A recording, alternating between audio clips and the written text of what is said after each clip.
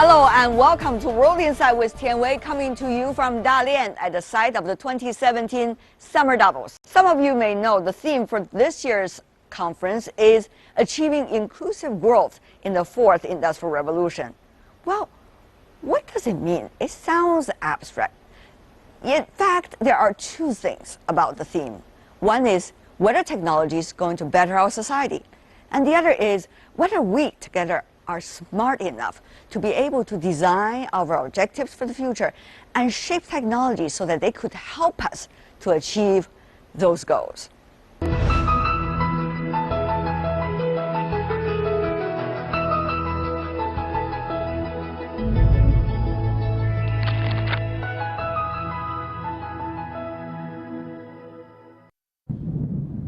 The 11th annual meeting of the new champions, known as Summer Davos, began yesterday in Dalian.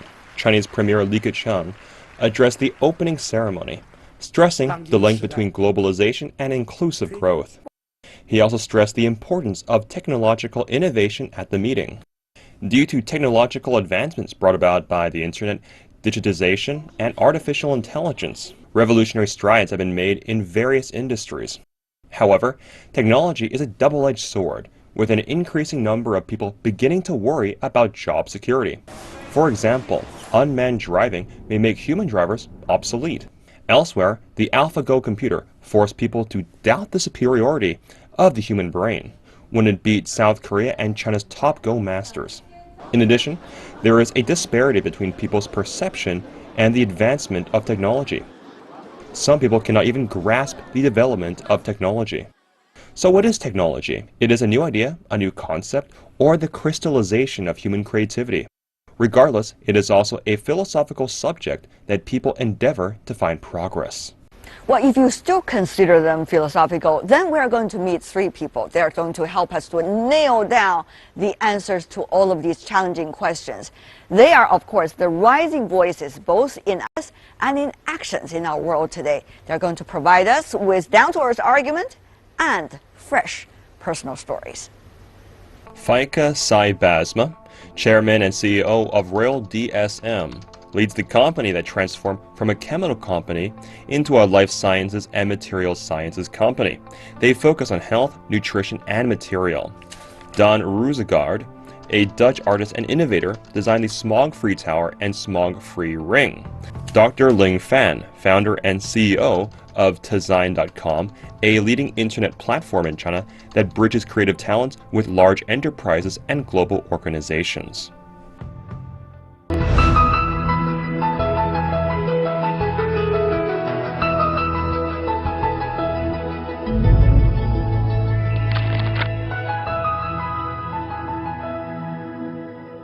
It's the largest smog vacuum cleaner in the world. It sucks up polluted air, cleans it on the nano level, and then releases the clean air. So we have parks which are 40 to 70% more clean than the rest of the city. But is it about the message, or is it really going to function in a way that's going to help China clean up the smog? It's about the dream of clean air, that's one. So it's about creating awareness, engaging community to say, hey, what do we need to do to make a whole city smog-free? But two, it is proven a local solution on a park scale. So you need both. You need a government top-down making investments in clean energy, electrical cars, etc., and innovations.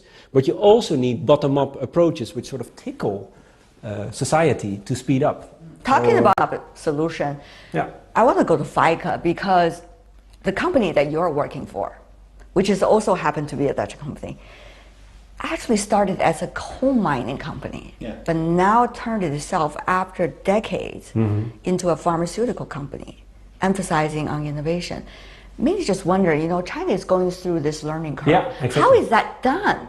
Well, we started 115 years ago as a coal mining company, and then we changed it to a bulk chemical company, and then we changed again to a science-based company, which we are today. Technology, innovation, in nutrition, food ingredients, we're the biggest in that one in the world, and also in high-performance materials. And what do you need? You need to have a vision on where you want to go to. You need guts, because you need to get rid of where you were good at in the past and to follow your vision to do something new and develop new competences, because we were good in coal mining, so operational excellence, doing the same every day, and now we are good in innovation, developing new things. So we need new competences in the company. Right, but the mentality, as we all know, is not easy to change. True. So it was sometimes a big fight. Some people left the company because they didn't wanted to adapt.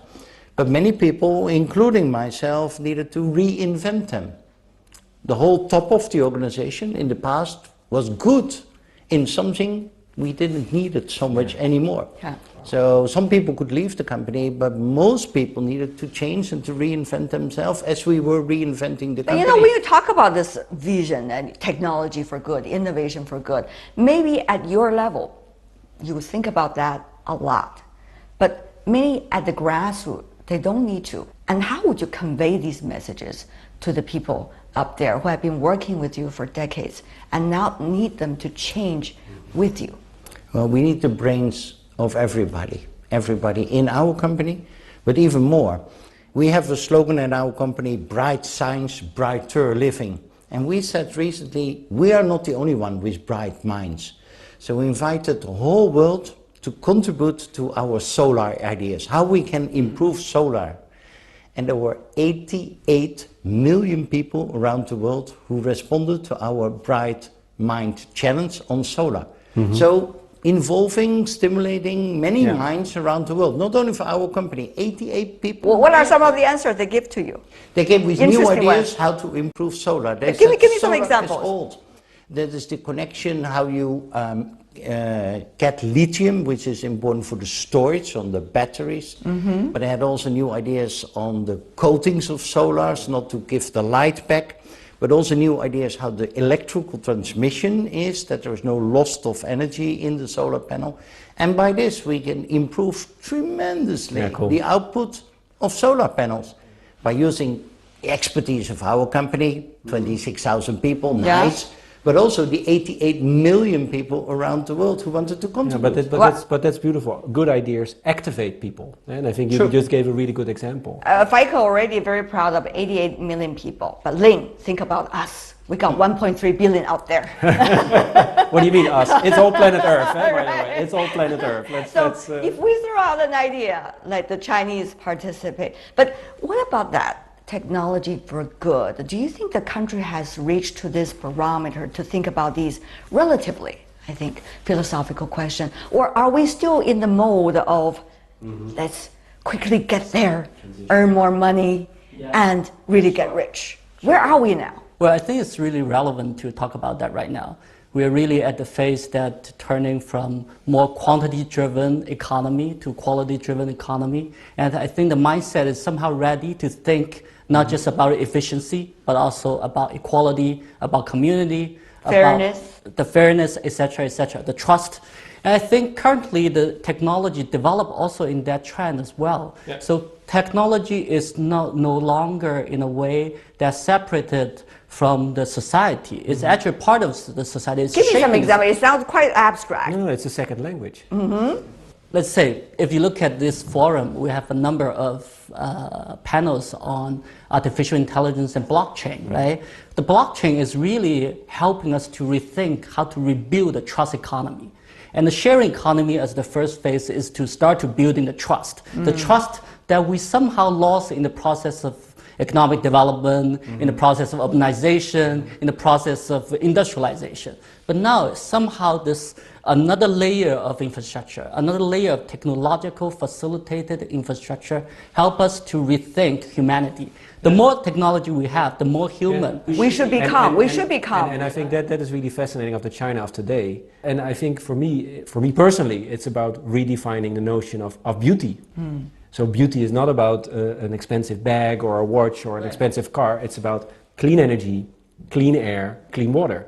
And how can we make places which are good for people? And that is the challenge in the transition the very basic we are in to right the now. nature and from the nature. Yeah, find a new sense of harmony. And I don't say plant trees and we go back to nature. No. We go forward and we learn from nature and we build it. I will add one more thing here. Go ahead. Yeah. So we always think about nature as something green, like something that grows from the earth. Yeah. Actually, nature, another thing, is about human nature, right? So before, probably 3, 4, 5 years ago, when we go out, we start out, private cars. That the sort of very polluted way of transportation. But now, when we open an app, we realize we can have a sharing biking, sharing car. Before you jump in, I want to go a little bit further on that, Ling, because you talk about sharing economy, even on bicycles. That's really out there for people to use. But the thing is, sometimes it becomes a fad.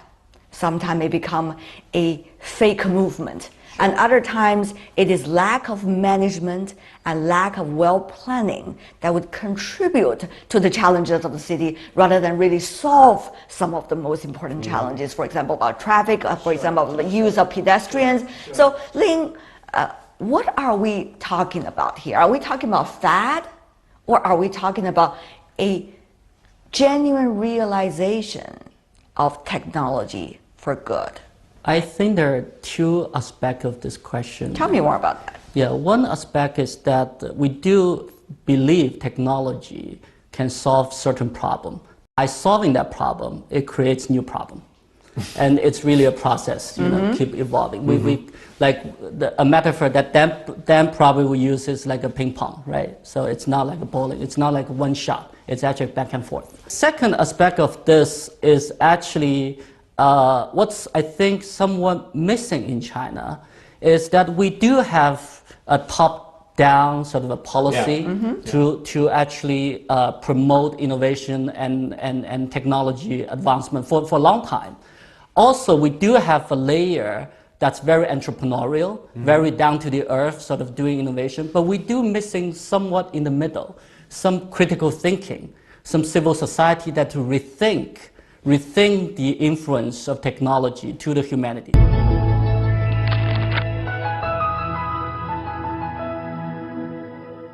You can look from two angles to the world. You can say we have big problems on climate change, on energy, on waste, on food shortages. The world has many, many problems and many concerns. If you listen to those people and also just look what our company and other companies are doing, is great optimism, solutions, new technologies, which makes it possible, in our case, clean cow, to make it possible that the cows are not emission anymore of methane.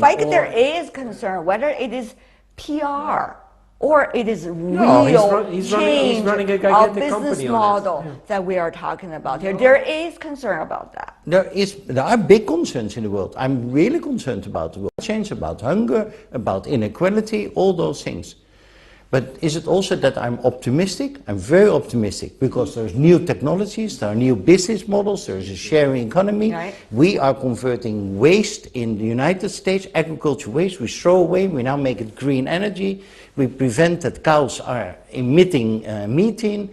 We have a new carpet, which is 100% recyclable. New technologies, new business models, new ideas. And you know what? The most positive I found?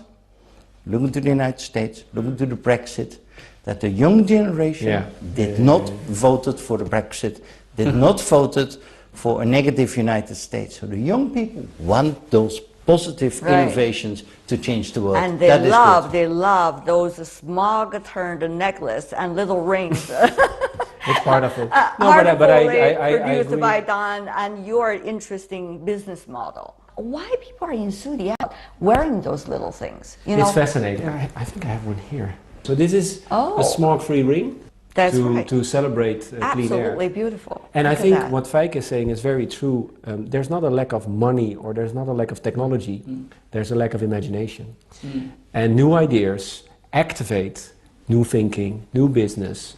So this is not a decoration, it's a reformation. How did you come up with this idea? I'll turn it back to you. I don't know. I think, we were collecting the waste. We had buckets of this stuff standing in our studio. It was incredibly disgusting material. And we were like, we should do something with that. Right. Waste should not exist. Waste for the one is food for the other. And when you look at nature, they don't understand waste. Or when you look at an anthill underneath the ground, they don't have a traffic jam. How do they do that? Or when you look at an owl, like the bird, when it flies, it doesn't make a sound. How do they do that? Why do we have cities which pollute us? Why do we have airplanes which still make noise? What can we learn from that? So no, it's not a one-off. It's a new way of thinking and Do, doing. do people tell you why they're interested in wearing this ring? Because Why they they're wearing realize, this because they necklace? realize it's a symbol, it's an activator for the new world. And these people, my generation, millennial, they don't look back. They look forward. They have no back view mirror. It is certainly our generation, Ling, Absolutely. isn't it? We have wedding couples purchasing it as a sign of hope, as a sign of beauty. That's beautiful. But It's amazing. people would say, Ling, why don't the Chinese think about these ideas themselves? With more understanding about technology in the current context, is really about preserving diversity. And we are in a world that's more and more difficult to understand. The reason why we become so aware of those issues, the issues in the United States, the issues in Britain, is actually because of the technology actually offers a channel that people to understand that kind of diversity. On one hand, we never thought, this group of people never thought that part actually exists. Right. Yeah. But now we realize there's a diversity of human natures that actually chose the other way. You try to bridge the diversity about technology and also the diversity about the designs and also preserving the real different kinds of culture. Tell me how you are doing that in the current China. Well, I think that if we look back into the past 5-10 years about the technology advancement, it's mostly about consumer technology. So the consumer needs is really fulfilled exponentially. While on the supply side, it's still quite linear in a way. Yeah. So therefore, we're saying about the second half of the internet is actually about supply side reform. I think that in this way, the supply side also needs to be personalized. That's a challenge. Customized. And somehow before we just need to tell the customer what to buy. Now we have to move them. We have to tell their story. So go back to Dan's example. I think also maybe big companies also have that kind of challenge. It's why people want to wear a ring that is actually made out of dust. It's actually because that story moved the consumer. Yeah. And the consumer not just want to buy a product, a commodity. They want to buy the value as well. Purpose. So in a purpose. way that encouraged the business world to go with what absolutely. technology Exactly. could do. So go a little bit further about what I'm sort of trying to propose is that if the demand side is already very personalized, very diverse, therefore the supply side also need to break that traditional consulting model or one that serves million model. It also needs to have this kind of platform version. And therefore, diversity can solve complex problems. So that's sort of my value proposition. Because we're- Go Therefore, ahead. you need to have the business world being Absolutely. included in solving the big problems of the world. Sure. Governments together with business. And why? Because it's unnatural for business to think down and to let your business go down. It is normal for business to think in opportunities and how can you build, etc. So the business will look to opportunities, how to improve the world, how to invent a new ring, how to invent a new sharing economy, how to invent a new business model. That is the nature of business in order to survive. And the business knows, Darwin, you should adapt, otherwise you die. Yeah. So the As business simple as that. every time need to adapt to a changing world with new ideas. When you think about technology for good, this is an idea everybody would love to agree. True. And yet, when it comes to implementation, particularly the pains of implementation, that's a worry. Ling, I would ask you about that because when you think about technologies, governments are slow to catch up with technology. True. Regulations also slow. Yeah. And people would wonder whether business would take the liberty of this vacuum right now, legislative or other ways, in order to make a profit That's a good question. without paying much attention to this ultimate goal, as we say, technology for good. Yeah, good question. I think China is slightly different. Well, at least from my understanding, it's slightly different. This generation of entrepreneurs, a lot of them really have a vision for a better society. And that's somehow why we come to this forum to actually look at the situation from a little distance. So it's not about daily business, it's not about surviving for the next 3 or 6 months. It's actually to think how the business, how the private sector can collide multi-stakeholders to make the world better. And by making the world better, actually make your business more sustainable. You have to be this hippie with a business plan. That's right. I love that. New dreams, new ideas, and at the same time make it happen. And I Do think you have to be hippies with your business I think plan? he's a good example like, of that. Yeah. With that the Fortune 500 company, do you have to be hippies? Well, you need to be different than some of the others, per definition in business, if you want to be successful. But also, I'm going a little bit against the stream of short-termism, of making money on the short term, etc., and stick out my neck to do something different with the company. And we need to realize that society has been changing. We don't have kingdoms anymore. Yeah, we still have a king in our country, but he's not the real boss of the country. We don't have emperors anymore. So we don't have people who can all arrange it themselves. Life is becoming more complicated. Business cannot only do it alone. They cannot make laws, and rightly so. So it needs to be a collaboration. And people need to understand our society has been more blurred in responsibilities and more changed. And we need to act like that. But people would ask, would that from a Dutch company, because you have already well developed into the developed economy, and therefore you could think from where you started. But for the others economy, for example, developing economies, emerging economies, is that going to be the same story? Look at Alibaba, Tencent. I mean, these are beautiful, great companies. The WeChat. WeChat is not a copycat of Twitter and Facebook. It's actually way better than anything I've seen. So no, I don't think it's the copy-paste, it's the copy-morph we are in. I'm learning from China.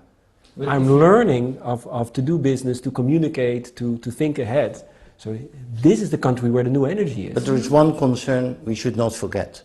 And it is, especially in the western part of the world, in Europe, in the United States, 30% of the population feel those new technologies, these new innovations, the globalization is not for them. They feel, whether it's true or not, they feel being left behind. And if we cannot communicate, the three of us, many others, if we cannot communicate more inclusive, if we cannot give the feeling to them that all these new developments are good for all of us, then it won't work. And this is a task which I see for myself, and those three gentlemen the same. You used one word, Feike, which is feeling. Correct. It could be artificial feeling, but it could be for real as well. So how are you going to convey those feelings to the people that you have just mentioned? People in the other side of the world have to really understand it themselves. This is not trying to be conveyed, but rather gradually understand. Now you use an important word. Okay, what is it? To be conveyed. I think we need to communicate, we need etc. to do, and to make clear that all those new good things are good for all. But your good point is we cannot just communicate and to tell and to convey them. We need to involve. And you need to invite people and come with new ideas.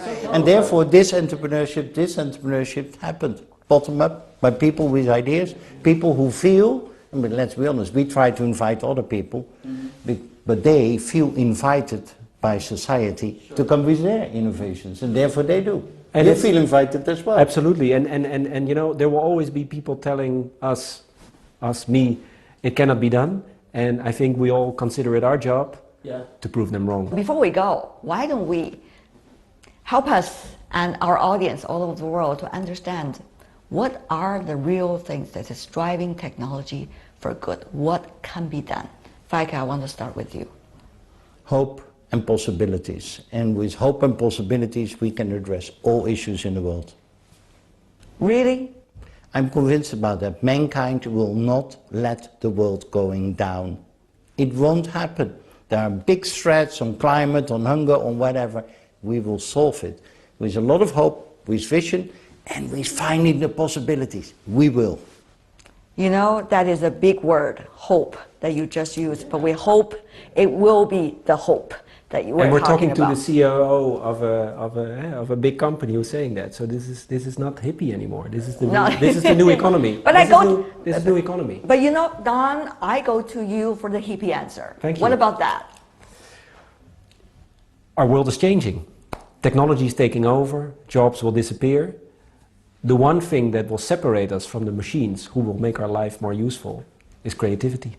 So creativity is our true capital, our desire for beauty, our desire for interaction, our desire for empathy with ourselves, with the world around us. And that will be the driving force.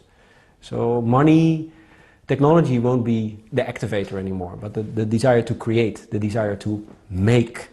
And when you were a boy or a girl, you build a tree hut, and when we grow up, okay, we mature, but something stays the same. So we want to upgrade reality. And that's innovation, and that's the new world, whether we like it or not. That is for the good. Well, there's no way back. The alternative is die.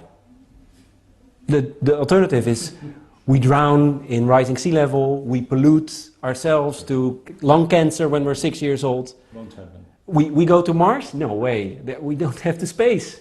So I mean, I'm not being optimistic. There's no way back. We've created this situation, so we better start fixing it. And we do that by making new things. I can't make it any more simple than that. Hope can do spirit with creativity. And Ling, before we go. Oh my, we made it difficult for you. Well, I think you guys grab all the adjectives and the most powerful words. Ling, for exactly. you. So, but you're a Chinese expert, so... Yeah, I think that the more and more I evolve into technology, I realize technology really can solve a lot of problems. Mm-hmm. So technology is... But you have to avoid to be just a problem solver. Mm-hmm. You have to avoid that. And therefore, I think the challenge is actually to come up with the right question for the technology to solve. Mm-hmm. And that question should be asked by really sort of in a context that we rethink humanity. Yeah. So it really should be a human question. More and more, we need to think about what that question is, whether that question is good or bad.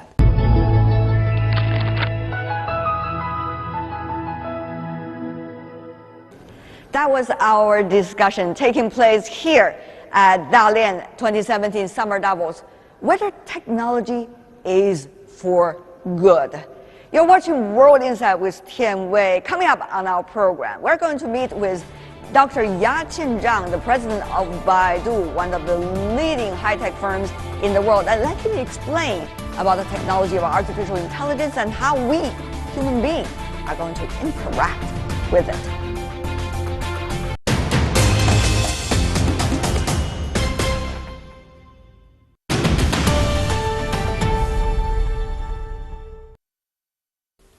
You're still watching World Insight with Tian Wei, coming to you from the 2017 Summer Davos in Dalian.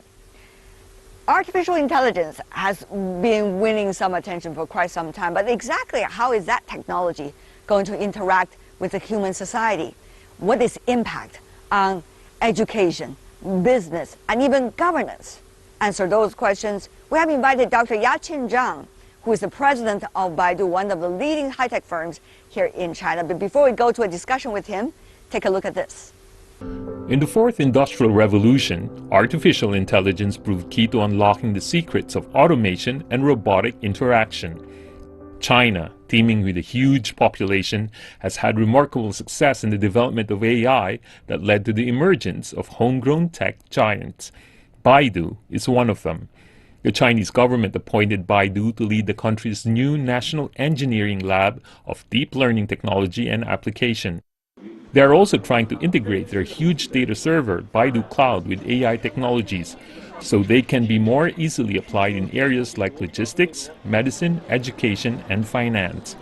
Dr. Yaqin Zhang currently serves as president of Baidu and is in charge of their technology, emerging business, and global business operations. He believes that China's huge consumer market and abundant accumulation of data will push local AI companies forward.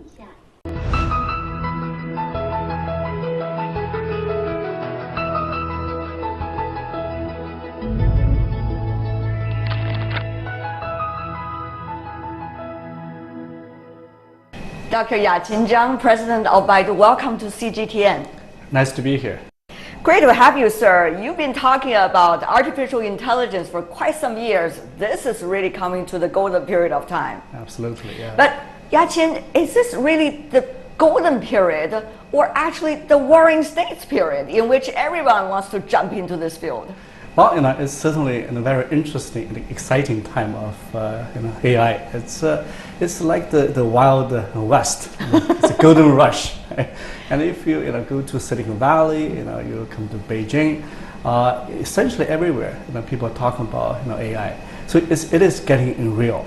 Having said that, we are in the very beginning of unleash the full potential of AI. There are a lot of applications already leveraging the technologies of AI. For example, voice recognition, picture recognition, and natural language, and even in autonomous driving and fintech. There's a lot of real applications. We're going to go into some detailed discussion about all of those fields, but let me ask you about this.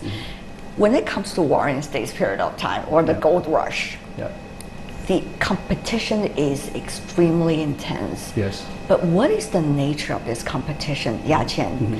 Is it about the talent, or is it about business model, or is it about something else, the technology itself? What is it? Yeah, well, it's all of above, but fundamentally it is the talent.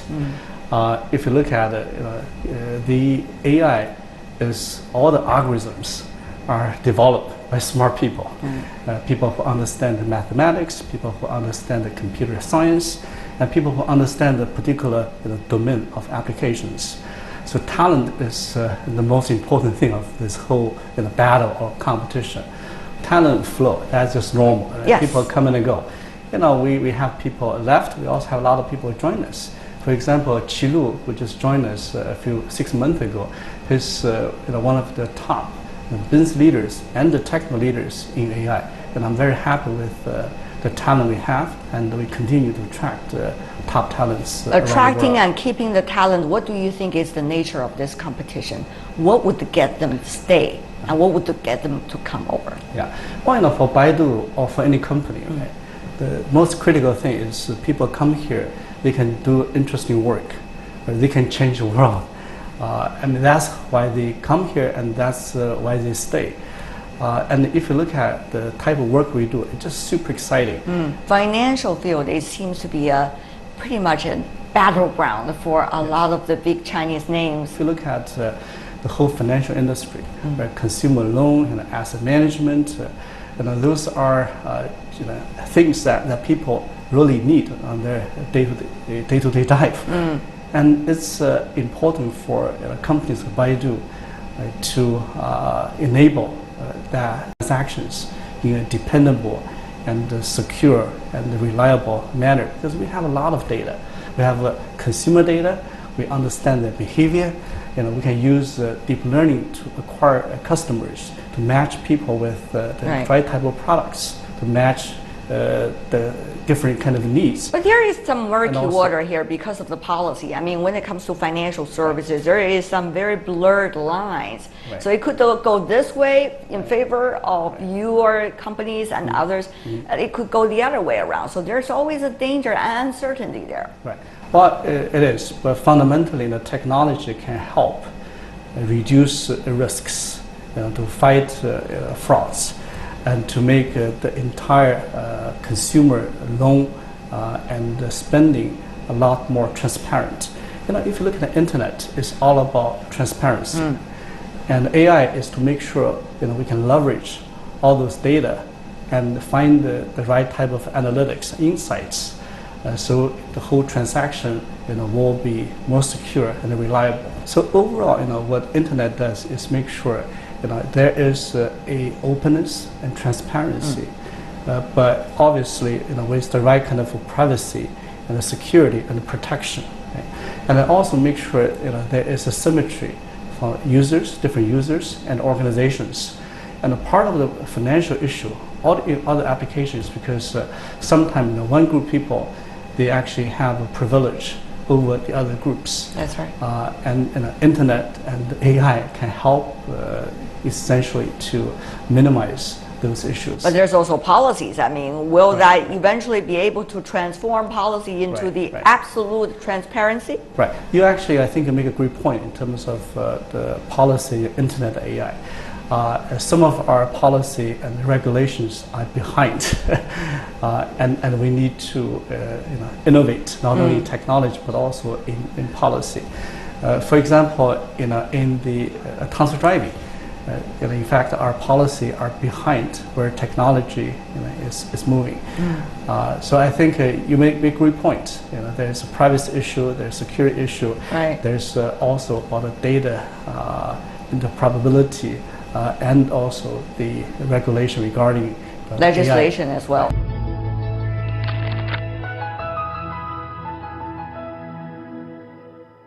Right. But when you look at the Chinese internet and tech giants like Baidu, like Tencent, Right. some say, well, China is the latecomer and therefore there probably is some disadvantage, even though you're all catching up and probably becoming the world's biggest.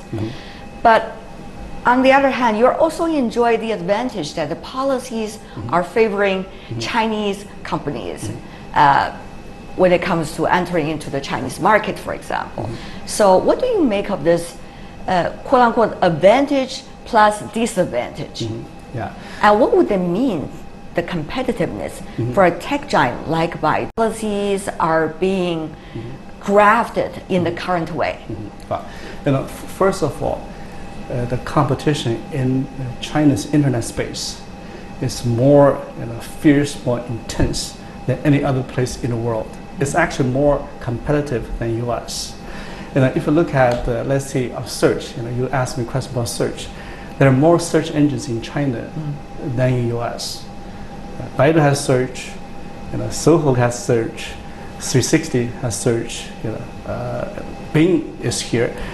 In the PC internet era, China pretty much followed US in terms of technology and also business model. And in the mobile internet area, China actually leapfrogged US. Some of the technologies are still similar, but in terms of the product experience, China actually has taken lead. For example, all the sharing economy, the digital and the payments. That's right. Including some of the search experience, especially regarding the connectivity to services. So China actually, in this area, China actually has taken some lead.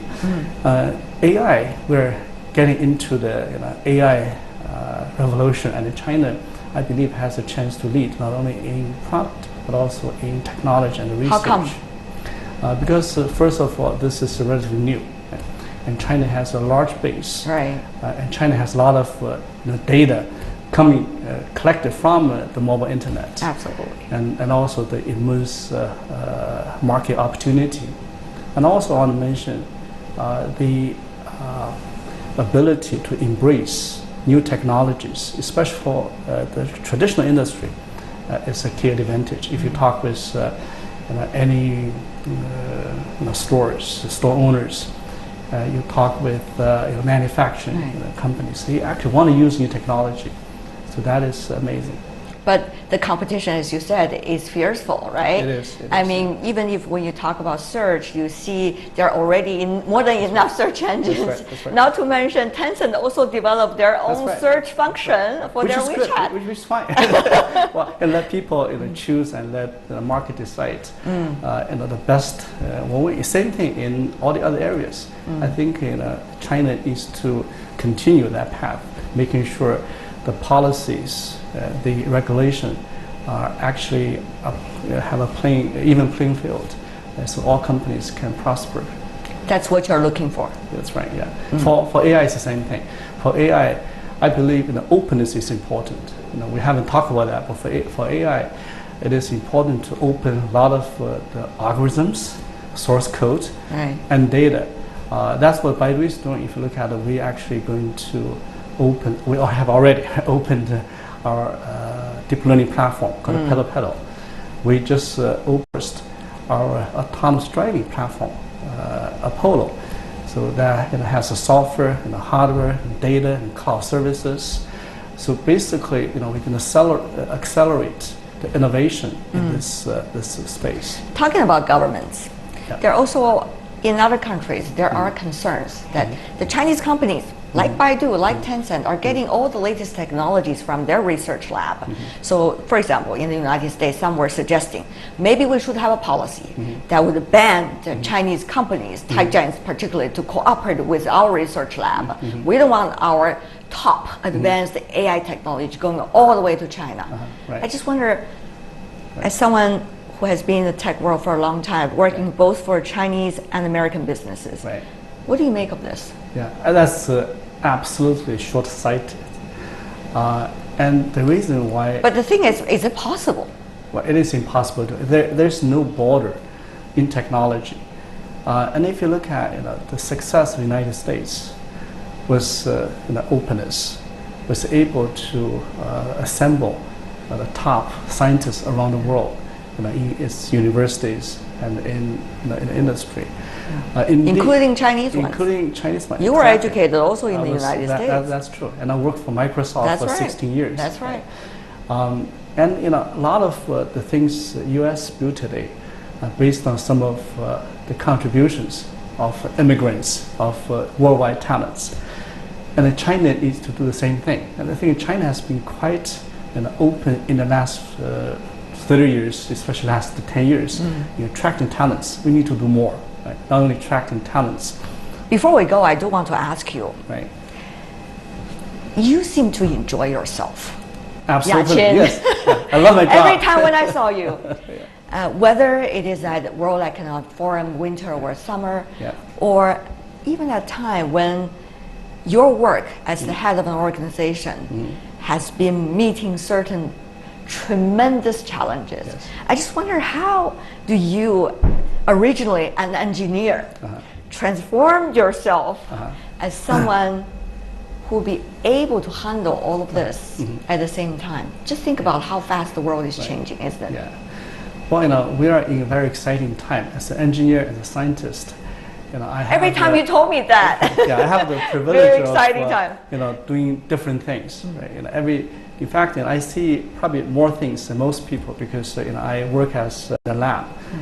For example, some of the things we see today actually exist in lab probably 15, 20 years ago. That's right. So I get to work with a lot of smart people, work on things that sometimes may change the world. So I'm always excited just to see those things being invented and being applied. The other thing is, as an engineer and scientist, my job is to discover problems and solve them. Right? So you enjoy the process. So whether it's a technical issue, or it's a people issue, it's an organizational issue, a business issue, it's the same thing. Is people issue more difficult?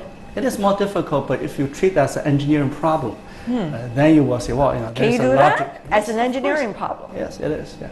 Everything is engineering issue, and everything is about algorithm. You just need to find a way to fix it. I'm glad you have always found a way to fix that. I hope so.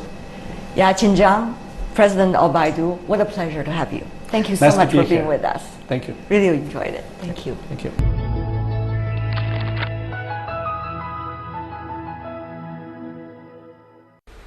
That's Dr. Yaqin Zhang, President of Baidu China, talking about the importance of artificial intelligence. With that, we're coming to the end of this special program coming to you from Dalian. On behalf of the whole team of World Insight with Tian Wei, bidding you goodbye from the 2017 Summer Davos. Bye for now.